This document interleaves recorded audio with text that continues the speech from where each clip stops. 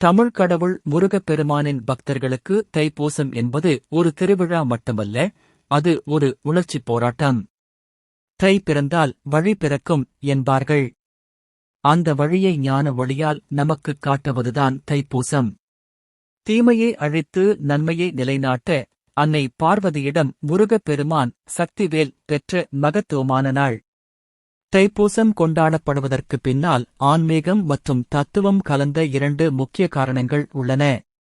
அசுரர்களான சூரபத்மன், சிங்கமுகன், தாரகாசுரன் ஆகியோரின் கொடுமைகளில் இருந்து தேவர்களையும் மக்களையும் காக்க முருகப்பெருமானுக்கு அன்னை பார்வதி தனது சக்தியையே வேல்வடிவில் வழங்கிய நாள் இதுவே. தில்லை அம்பலமான சிதம்பரத்தில் சிவபெருமான் தனது ஆனந்த தாண்டவத்தை முனிவர்களுக்கும் பக்தர்களுக்கும் தரிசனமாக தந்ததும் இதே தைப்பூச நன்னாளில்தான்.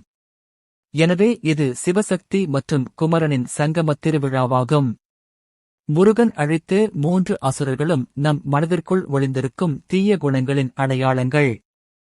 சூரபத்மன் ஆணவம் மற்றும் தலைக்கனம், சிங்கமுகன் கோபம் மற்றும் பொறாமை, தாரகாசுரன் அறியாமை மற்றும் பயம். இந்த 3ஐயும் வேல் எனும் ஞானத்தால் அழித்து மனத்தூய்மை பெறுவதே தைப்பூசத்தின் உண்மையான தத்துவம். முருகன் அடியார்கள் இந்த நாளில் கடும் விரதத்தை கடைபிடிக்கின்றனர். மாலை அணிந்து விரதம், பலர் 48 நாட்கள் விரதமிருந்து தங்களின் கோரிக்கைகள் நிறைவேற முருகனுக்கு பால் காவடி, பன்னீர் காவடி எடுக்கின்றனர். அலகு குத்துதல். உடல் வலியை பொருட்படுத்தாமல் அன்னை தந்த வேலை நினைவூட்டும் வகையில் அலகு குத்தி நேர்த்திக் கடன் செலுத்துவது முருகனின் மீதான அளப்பரிய பக்தியைக் காட்டுகிறது.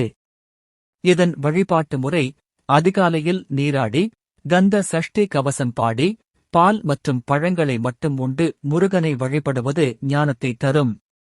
தைப்பூசம் என்பது நம்மிடம் உள்ள தீய பழக்கங்களை விடுத்து நற்பண்புகளை வளர்த்துக் கொள்ள வேண்டிய நாள். முருகனின் வேல் என்பது வெறும் ஆயுதமல்ல, அது அறியாமையை அகற்றும் அறிவு. இந்த தைப்பூச திருநாளில் அந்த பன்னிருகை பரமனை வணங்கி வாழ்வில் தைரியத்தையும் வெற்றியையும் மன அமைதியையும் பெறுவோம். வெற்றிவேல் முருகனுக்கு அரோகரா.